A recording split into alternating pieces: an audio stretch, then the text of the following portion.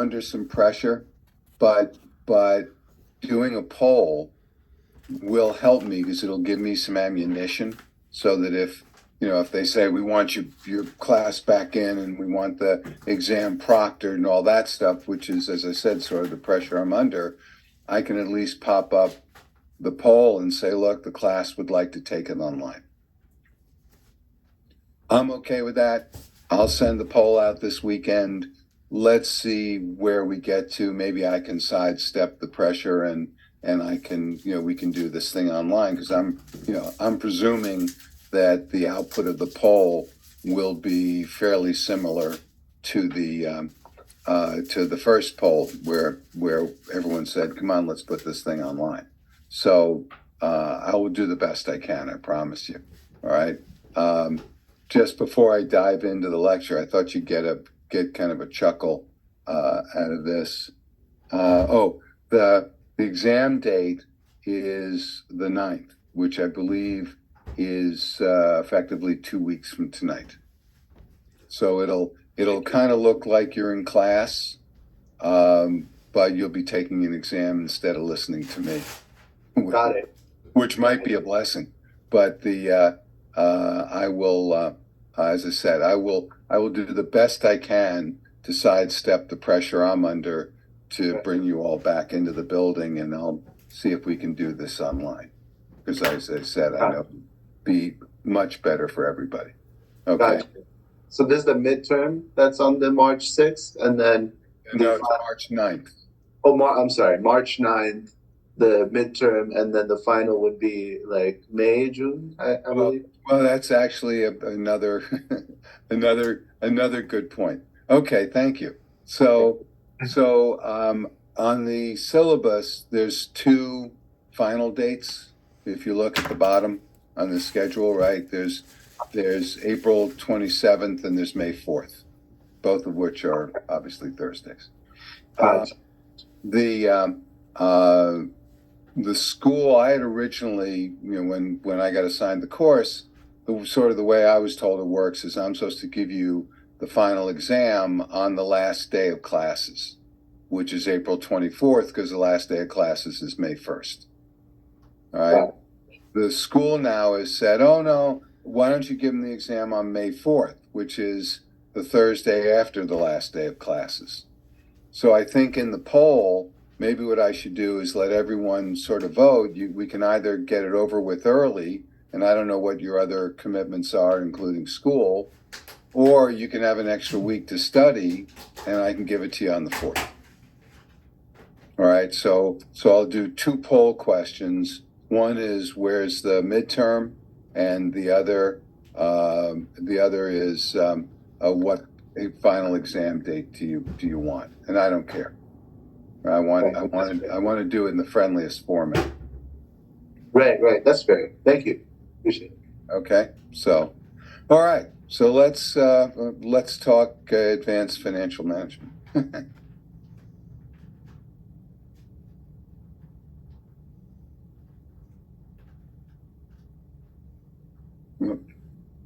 And 1 sec. It's not the one I want just yet.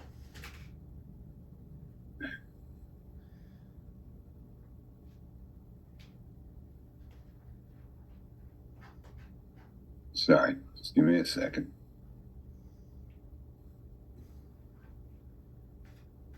There we go.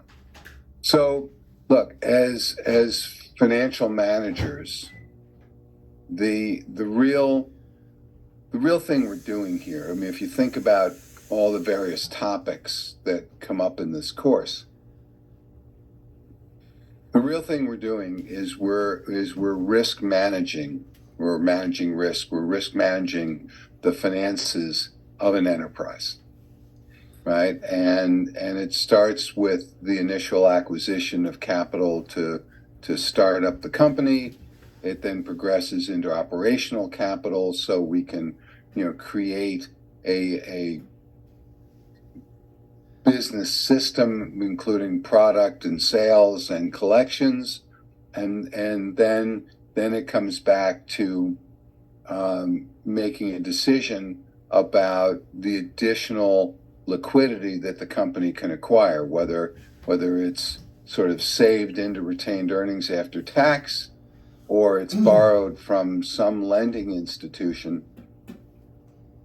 The question becomes, what do we do with the money, right? And do we hold it just in case? Do we pay it out in the form of dividends? Do we retire shares on a buyback? Do we pay off our debts, right? Do we borrow on a bank line just so we've got the money, which some, as I'm sure you might be aware, some companies do.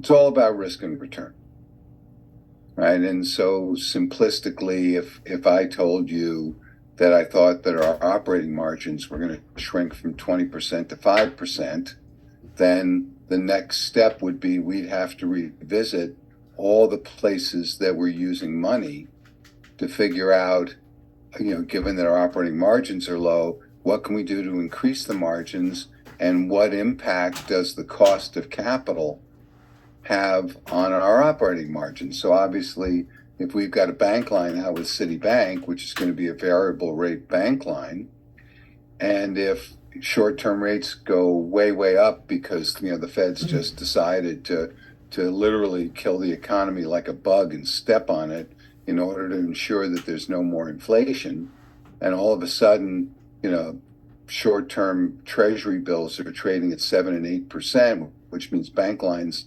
are going to be at 10 to 12%. Then you look at that and you go, we can't afford to borrow anymore. If our operating margins were 20%, the reason they're probably down towards 5 is our cost of capital has risen dramatically. So now we've got to restructure the business, and that's all a matter of managing risk and driving towards optimal returns. That's all it is. It's relatively simple stuff. So let's do this. Then I'm going to roll into chapter 15, which is about investment banking, and then we'll talk a little bit after that about I think it's chapter 18 about some of the historical stuff about return on investment, and that'll pretty much be the course up to the midterm. So as I said, I think tonight I'll get through risk and return, and maybe I can cut into 15 a little bit, and then next week I'll do the rest of 15 and a little bit on on returns and calculating returns, and which is more portfolio management, frankly, and more investment. But I'm thinking you folks would be interested in it, and then I'll do a review. But as I said, you'll get a poll from me, sort of a 2-question poll, probably if not tomorrow, then Saturday, and then on top of that, you'll get an announcement from me describing the midterm more fully. Okay, so let's kick it off. So, and this stuff frankly has a lot to do with the public market investing. So I'm not going to dwell really deeply on this, because my view of this stuff is that it doesn't really belong in advanced financial management, right? But I know that everyone's interested, and so I'll sort of go through it, and I'll talk about concepts that are primarily public securities versus concepts that are management inside of a company concepts.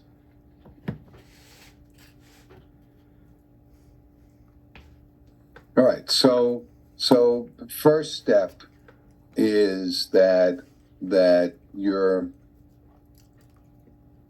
whenever you're investing, when you are running a company, when you are financial management inside of a company, you are always thinking about the investment possibilities that you can make inside the company, presuming you've got positive cash flow, presuming you have access to liquidity, either with a bank loan or you've just got a pile of cash on the shelf. So Apple, Microsoft, Google, they're sitting around all day long, and they're focusing on two issues. One is to get some return without taking too much risk on the cash they've got.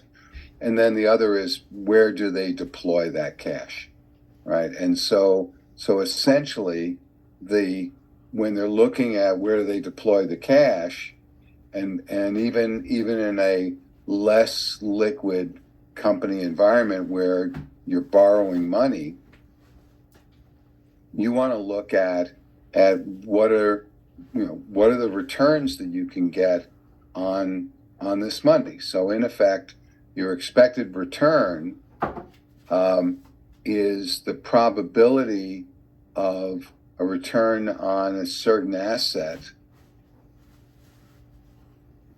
summed out over a period of time. So because that changes, the probability changes, right? So because the probability changes, so does the expected return change. And I mean, this is, it's a little bit of game playing, frankly, because if you go out 2 years, you and I both know, I mean, look at the world today. Who could possibly predict the probability of something occurring 2 years from now and actually believe that they're going to be spot on, other than possibly lucky, right? I mean, we've got something brewing, obviously, over in Eastern Europe. We've lived with it for a year. It seems to be taking some darker turns. Russia raises the nuclear option again. China, who is now become, if not Russia's biggest energy asset customer, close to it, is obviously aligning themselves with Russia, which, by the way, I can't blame them, because they need natural gas and they need oil, and the best place for them to get it is Russia.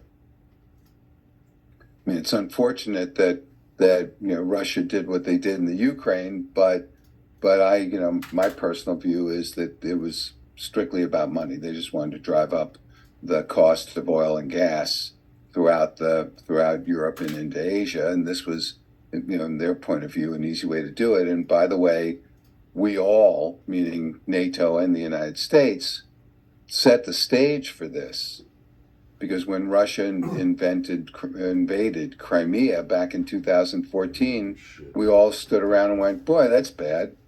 That's not right. They shouldn't be invading Crimea. And we did nothing. So, effectively, I think the worst thing that happened is that the G8 kicked Russia out and became the G7. Other than that, there wasn't much of a price to pay. So figuring out the probability of something occurring is unfortunately a task you have to take on as management of an enterprise. You have no choice, right? And that probability drives a lot of decisions.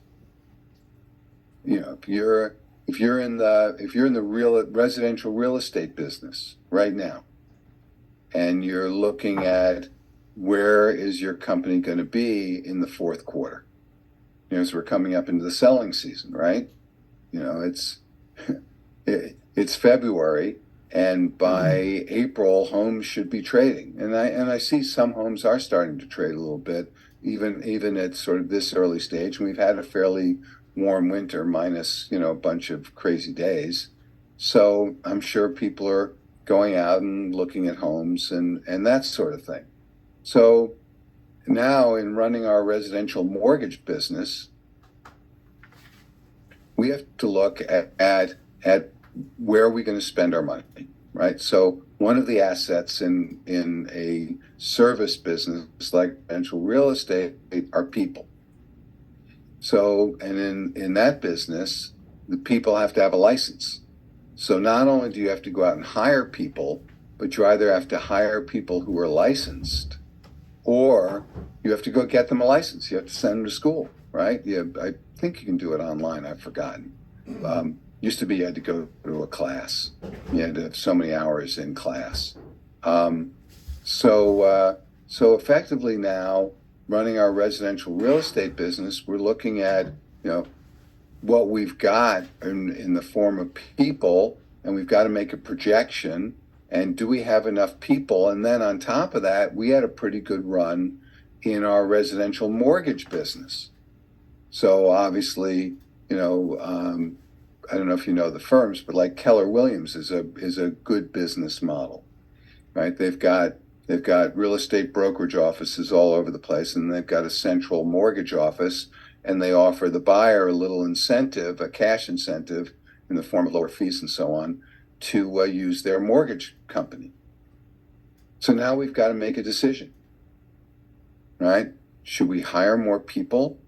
Should we, is this thing going to continue? And therefore we could use some more people. And what do we do on the mortgage side? Because interest rates are higher. So if interest rates are higher and if interest rates continue to go up, mortgage applications are definitely falling. But if people are buying homes, mortgage applications will go back up. So, we sort of lost the refinance trade because mortgage rates went up. But, we definitely could capture the new home purchase trade, right? And then those people who will probably have a fairly high APR, annual percentage rate on their mortgage, they would be candidates for a refi, presuming rates come down a little bit a year later, which is additional income. So in game planning this, we got to figure out what's the probability here, because there is a probability that homes won't sell this summer and into the fall, that the Fed raises interest rates in March and then they raise it again in May, and they continue to be concerned about inflation, and that drives the residential mortgage business down, and so people don't move, right? So if you're sitting on top of a 3% 30-year fixed rate mortgage, you're probably not going to move. Even if you're thinking, well, we could use a bigger house or a nicer house, you may fix the place where you live, but the probability that you're going to pick up and move out of a 3% mortgage into a 6% mortgage is fairly low. So all of a sudden, looking at our real estate company, we could be thinking, the probability that homes are going to sell and people are going to need mortgages and then people are going to refinance mortgages, that probability is pretty low, especially, depending on what the Fed says next week. So if the Fed says inflation's not whipped and we're going to beat it and we're going to keep raising rates till it stops, then the probability that homes aren't going to sell starts to go up, and the probability that we're not going to get much mortgage applications and therefore mortgage processing income's not going to go up, and more than making an investment, investing either the liquidity that we have and or the liquidity that we can borrow, maybe we should actually lay people off.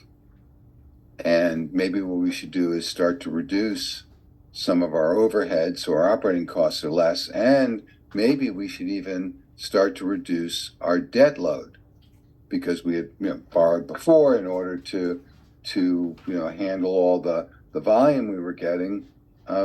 Maybe we should pay those loans down or off. And so, and I think, honestly, this expected returns concept is what's driving a lot of the layoffs in the financial services industry, including the banks. I think the banks are looking at the businesses that drove earnings over the last couple of years, and they're looking forward, and they're going, the probability that this is going to occur or keep occurring is pretty low. And so we're probably here at good old Citibank Mortgage, we're probably not going to process as many mortgages as we thought we were, and we're probably almost assuredly not going to do the refinance trade, because people sitting on 3% and 4% mortgages aren't going to refinance with a 6% mortgage. So, maybe we ought to lay off some people. And this is how you sort of conceive of those decisions. And, now this drills down into stock, but the reality is this could also be two different divisions in an operating company. So the next step in creating, your analysis is that you assign a probability factor to an economic condition. Because let's face it, the economy is sort of the overall umbrella for all business activity.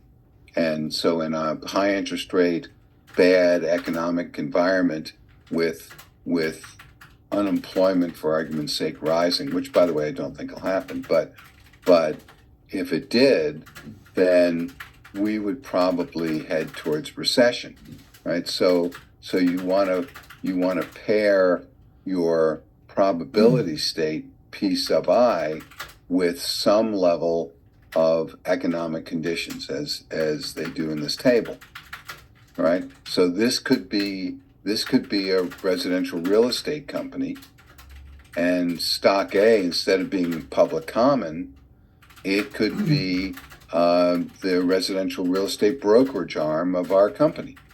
And stock B, instead of being public common, could be the mortgage operation of our company. Right? So it doesn't have to be this level of disciplined thinking does not have to be just public common. Now, it does work with public common, but it doesn't have to be, right? And so if you again, if we substituted residential real estate sales for stock A, and we substituted mortgage sales for stock B, you could look at this and you could say, when times are great, which we've sort of just had, which is amazing given all that's gone on in the world, the residential real estate sales part boomed, right? If we hit a recession, people's earnings could be down, the value of their homes could be down, and people probably aren't going to move. They're just going to sort of hunker down and live where they are, right? And during normal times, we can sort of count on a 15% growth because that's the national growth factor. In the mortgage side, right, if there's a boom, we might not process as many mortgages because the Fed raises interest rates because they're worried about inflation. So our normal 15% growth rate could definitely be retarded by the government raising interest rates. And if we hit a recession and the government starts to lower interest rates, sort of like what happened, at the beginning of COVID, we were really busy because rates came way down. So we got the new home purchase trade and we got the refi trade. So in a recession, our mortgage business booms, right? And this, by the way, is sort of why residential real estate sales and mortgage sales or mortgage processing or servicing sort of make a nice combo, right? So when the residential real estate business is booming, you don't get necessarily the refi trade, but because the Fed raises interest rates, but you do get the new home purchase trade. And when times are bad and you're not getting the home purchase commissions, then you're getting the refi trade because the Fed lowers interest rates. That's sort of why they play well together. So, given all of that now, right, you sort of can figure out what's the expected return given each of these economic conditions. That's step one. And then step two is to sum together all of the various expected returns to come up with the overall expected return for the enterprise, almost irrespective of what economic condition it is, right? But you'll notice that during a recession, residential sales aren't going to crank out a lot of return. In fact, it's going to be negative. During normal times, the business earns 7.5%, and during boom times, it gets up to 8.8%, just as the mortgage business during recession, because rates come down, can make 7.5%, right, which is, sort of the, interestingly enough, about the same as the businesses projected during normal times, but during boom times when rates go up, it only earns 12.5%. Now, as financial management, we've got a really good understanding of how our business operates. The only thing left to understand is how much variance, how much standard deviation is there in our projections and in our earnings. All right. And so obviously the best of all circumstances from the perspective of financial management would be that there's not a lot of variance in our projections, right? There's not a lot of standard deviation, so we don't have very long bands where we have to deal with managing capital, managing liquidity, and managing earnings. All right, and so now getting back again, you're viewing this as residential real estate sales and more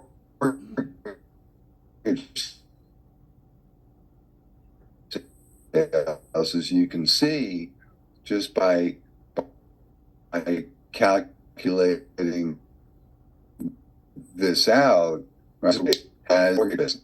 And in part, that's because even if people don't move, they still would consider refinancing their mortgages for one of three reasons. One being debt consolidation, because mortgage interest is the only interest you can deduct off your taxes. So if you have a car loan outstanding and if your home has enough equity and if you can increase your home mortgage, that interest is tax deductible, but your car loan is not tax deductible except for that portion that you can convince yourself is due to work, right? And then you can deduct it.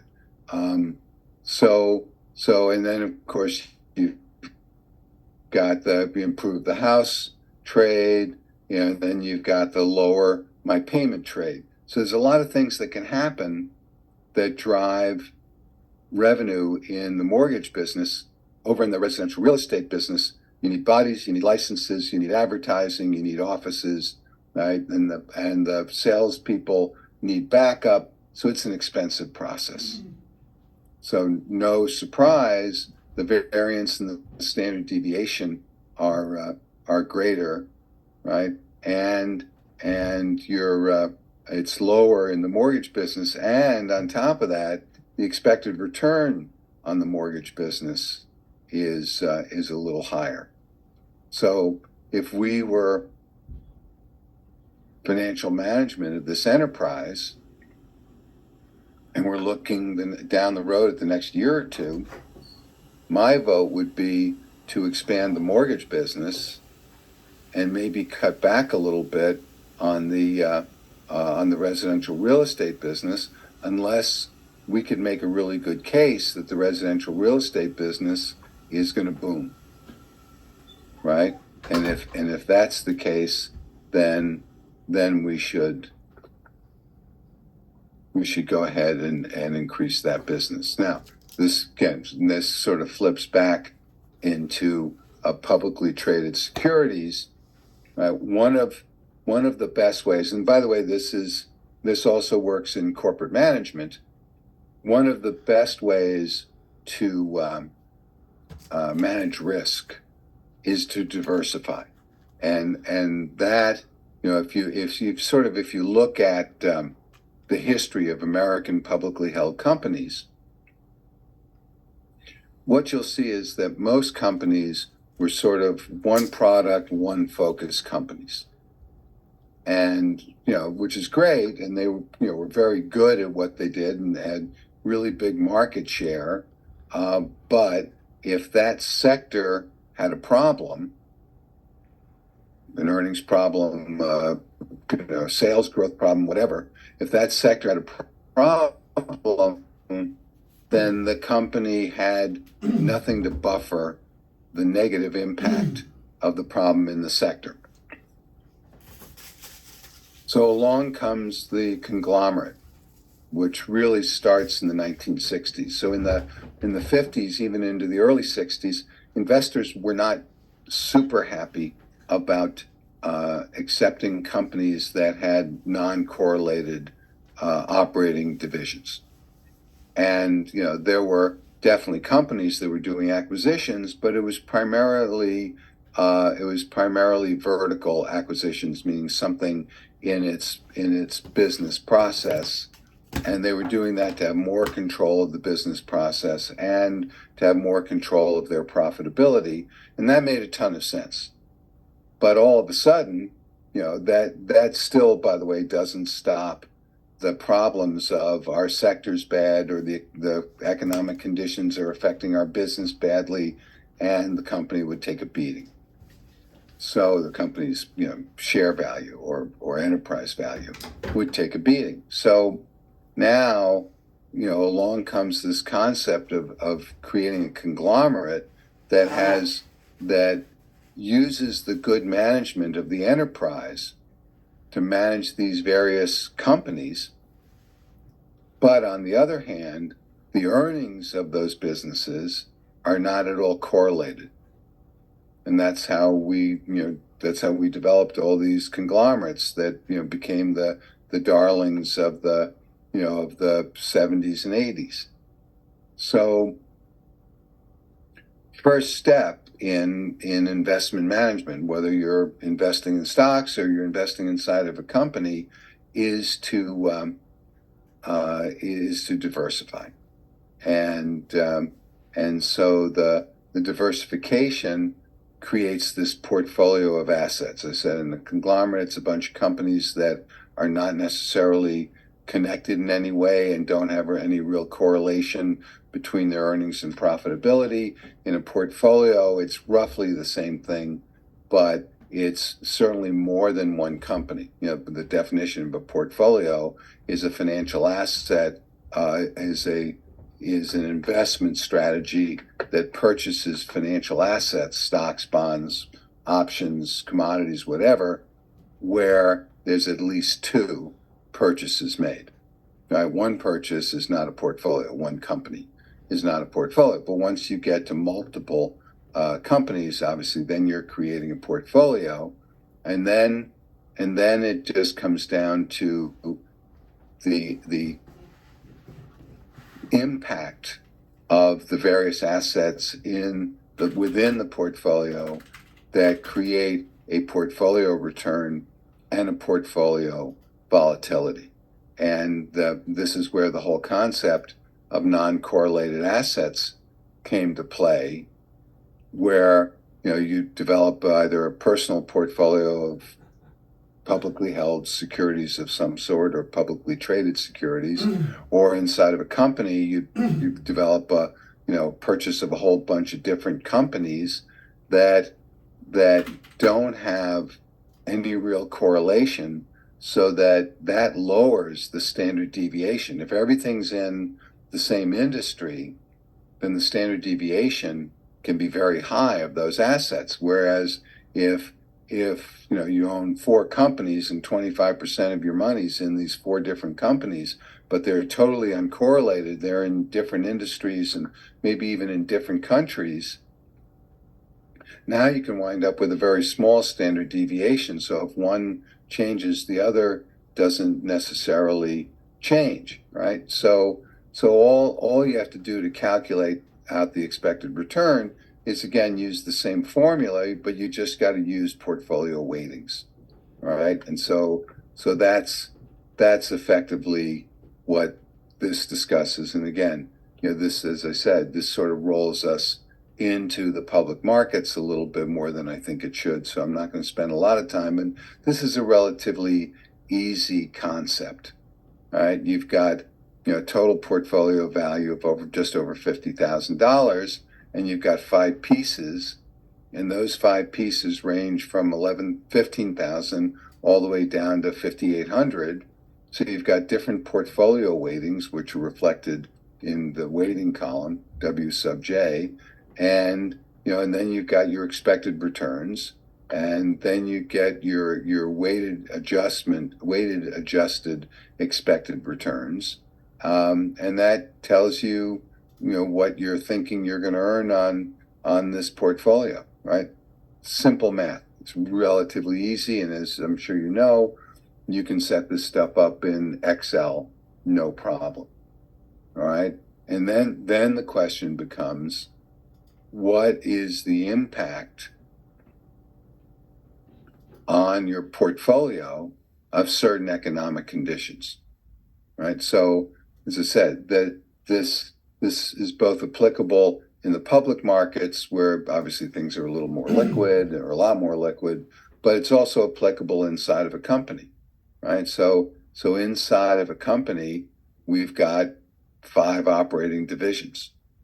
Each of those operating divisions, for argument's sake, has very little correlation one to the other. So they're not each other's best customers and so on. And so, the next step is you got to figure out, how are these companies going to do in the 3 economic conditions that are sort of, relatively easy to understand. I mean, either the economy's going sideways, or it's going to boom, or we're going to hit a recession. And that's, of course, the hard part. The hard part in really driving decisions in financial management is to integrate all the knowledge you have, your industry knowledge, your economic knowledge, right? Your product sales knowledge. All this data sits on your mind, and you try and figure out, what's going to happen to these companies if the economic conditions change. So, if you look at, it's sort of interesting, right? If you look at stock V or company V, right? Obviously, their standard deviation of earnings based on this analysis is very high, because during a recession they could lose 20%, but during a boom they could make 35%. So I could, just looking at this, I can tell you, I mean, it's simple math, that their standard deviation is going to be the highest of all the companies, right? If you look at let's see here. If you look at company Z, right, that's pretty much the most stable of all the companies, right? The earnings don't go down a lot during a recession, and they're not great during neutral times, but they also don't go up a lot in boom times. So it's sort of your steady earner, your low standard deviation. So and then you look at the other pieces and how they calculate out, right? And from that, you can then start to make a decision about the allocation of both the company's liquidity and the money that the company can borrow. So especially if you think that the economy is going to enter a prolonged boom period, then obviously you're going to look very carefully at stock V and at stock Y, right? If you're thinking, and maybe that's enough diversification, but they both behave pretty much the same.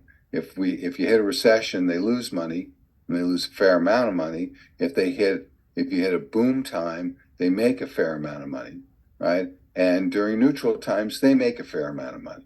So those are 2 good companies, except that if you're wrong about economic conditions, and instead of being neutral, and these are relatively decent returns during neutral periods, right? Comparing it to the other choices, right? So if you're thinking, this is great during neutral times, and during boom times we make some serious money, but we got some serious problems. During a recession, you're thinking, all right, let's find a balance here. You might look at company W, right? And you go, all right, so during a recession, they make 18%, During a boom, they lose 10%, but that's okay. It's not great, but it's okay because, we're going to buy X and V, or we already own X and V. So X and V are making a fair amount of money. Actually, sorry, X and Y. So X and Y are making a fair amount of money, and they're losing a fair amount of money during a recession. So this balanced stock W balances it out, right? It makes money during a recession and it loses some money during a boom time. So this starts to lower the standard deviation of our earnings. There's some, contra-cyclical correlation between the companies. These are the sorts of decisions that you make, even inside of a company, even when buying other companies or opening up divisions or expanding, your current division. This is the sort of reasoning you use. On a public company basis, obviously, where you're running an investment portfolio, you're looking at this sort of stuff all the time. And so the goal here is to have a portfolio where, because of diversification, whether it's companies that you own and run inside the company or it's stocks that you invest in, that your goal here is to cut back on the standard deviation, cut back on the amount of variance that there is in your earnings. Number one, because the shareholders start to get very nervous with high levels of standard deviation, high levels of variance in returns. And by the way, so do your lenders. So given that virtually every company is borrowing money at some point in time in their history, you don't want to be in a position as financial management where your lenders say, love you guys, love the business, but your earnings are all over the place. And we're just a little concerned about the volatility of your earnings and therefore your standard deviation. So, we need some help. And the way you get the help is through diversification. Professor, I had a quick question. Shoot. On the last slide. This one? Yeah, stock X. I was thinking on a single stock basis, would the investor prefer, especially a risk-averse investor, would they prefer stock X because, even at the worst time, even if it grows just a little bit, right?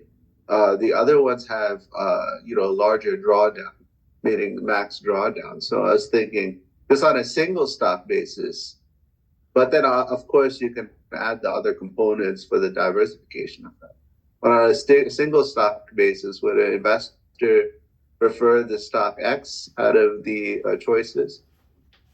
Well, okay, so you added that phrase in there that was absolutely key to this answer, which is risk adverse. Right. Right. So if you have two potential investors, one absolutely loves risk and one hates risk. Right. Right. So the one who loves risk is going to look at these group of companies and say, you know what? Forget diversification. I'll take the down 20% risk of stock V to get the plus 35% return. Right. The risk adverse investor is going to look at stock X and stock Z and say, look, both these stocks don't get destroyed during a recession. They don't have big earnings during a boom. But if I buy both, I'm diversified. So just in case something happens to stock Z, I'm still going to make money on stock X. And just in case something happens with stock X, I'm going to make money on stock Z. So your risk-loving investor, which is in current parlance a hedge fund, is probably going to make a huge bet on stock V. Got it. Right? And then if they're worried that they estimated the economic conditions wrong, they'll hedge up the stock using options and short sales and so on. The risk adverse investor would indeed buy just stock X. But we know that diversification is a big part of risk management. So they would probably buy some of X and some of Z, Okay. right? So they'll take slightly lower earnings to have the diversification in the portfolio. Right. I got you. Got it? And those are both additive anyways. So, Right. that helps. Right. Right. All right. Thank you, Professor. You're welcome. Okay. So effectively, all we're looking at, again, and I'm trying to, keep this inside the four walls of the company, is, we're looking at the return on our overall portfolio of operating companies. So, and I know, as I said, this is very applicable also to public company investing, and even private company investing. But from the perspective of operating a company, there's, the one company, one purpose, one product flavor doesn't seem to last as an independent company very long. Either one of two things happens. Either management expands the company's portfolio of products and maybe even sectors, or the company gets acquired as part of another company.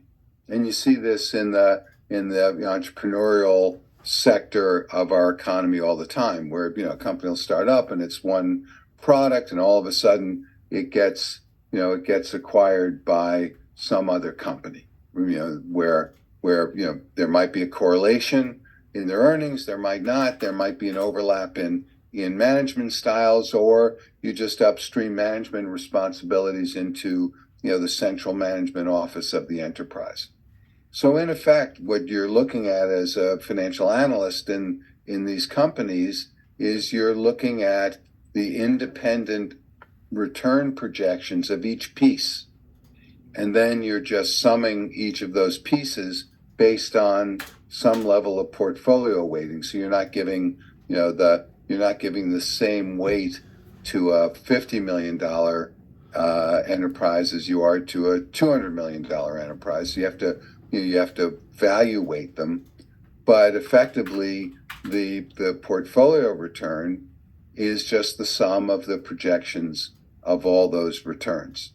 And what we're trying to do as management, especially inside of a company, is we're trying to manage portfolio variance and standard deviation down to an acceptable level of risk.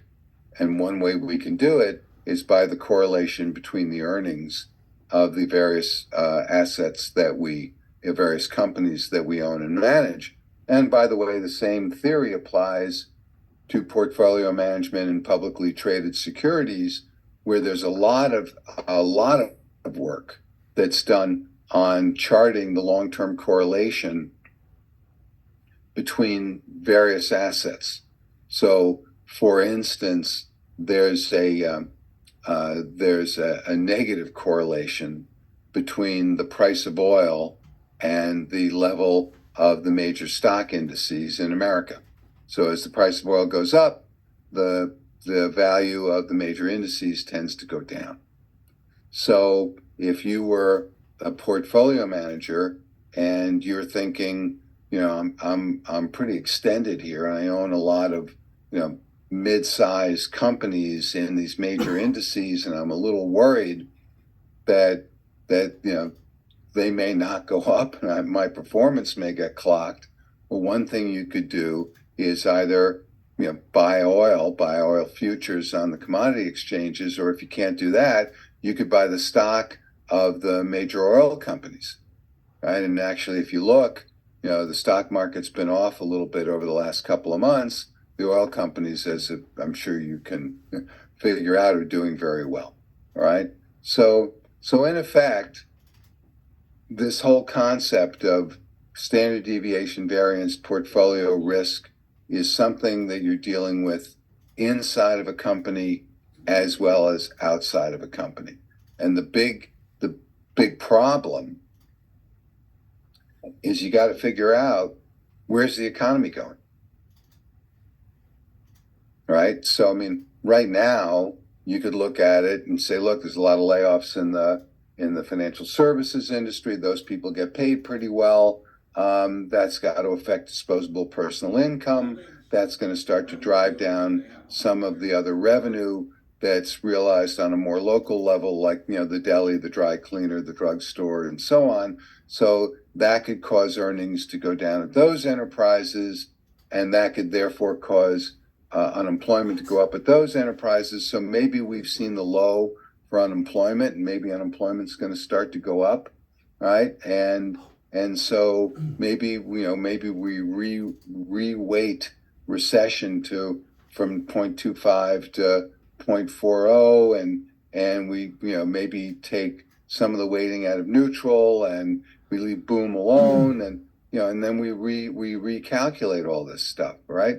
So you're always looking at, as management in an enterprise, you're always looking at these conditions, right? And the hard part is, what is the probability of recession? Is it really 25%? Is neutral? The economy goes sideways for the next 6 months to a year, really 50%? That's a big probability, right? Boom's only 25%. So, and by the way, this was sort of the game planning, or the analysis, I should say, that led the automobile companies into a series of very bad decisions in the first and second quarter of 2020, right? They reweighted their whole view of life into a major recession due to COVID. And based on that, they laid off people, cut back on raw goods inventory, and they, including, of course, computer chips, which became their really big problem, because all the other raw goods suppliers were relatively easy to deal with. There's multiple resources, and most of them were domestic to the United States, or up in Canada, or down in Mexico. So they weren't importing a lot of foreign goods to put into U.S. domestic automobile production, and rehiring the people was relatively simple. The big problem were the chips, and they came from China, and that became a huge issue for them. So you can see how this sort of thinking of your company as a portfolio, and thinking of it as a series of investments, is pretty spot on. The problem becomes right here, right? And the better you are at that, the more money the enterprise is going to make, or the fewer mistakes it's going to make. But let me tell you, that's really hard. And it's really hard now because our economy is so influenced by external events like the Ukraine-Russian war, by internal events like the Department of the Treasury, the Fed Reserve, raising interest rates substantially. When this was rumored, which is just about a year ago now, I was asked if what I thought about the possibility the Fed was going to raise interest rates, and my answer was, they couldn't possibly. We're 30 trillion plus in debt, and all that debt's going to start rolling over by first quarter of 2023. And so, they couldn't possibly voluntarily raise interest rates so that we would pay more interest on our government's debt. It's impossible they would make that decision. But obviously, what they did was they weighed the pain of inflation versus the pain of the public debt costing our government more, and they made at least a short-term decision to swap inflation for higher cost for our public debt. Now we all know they can reverse that pretty quickly, and maybe that's what their thinking is. But over the next 24 months, a huge chunk of our public debt turns over.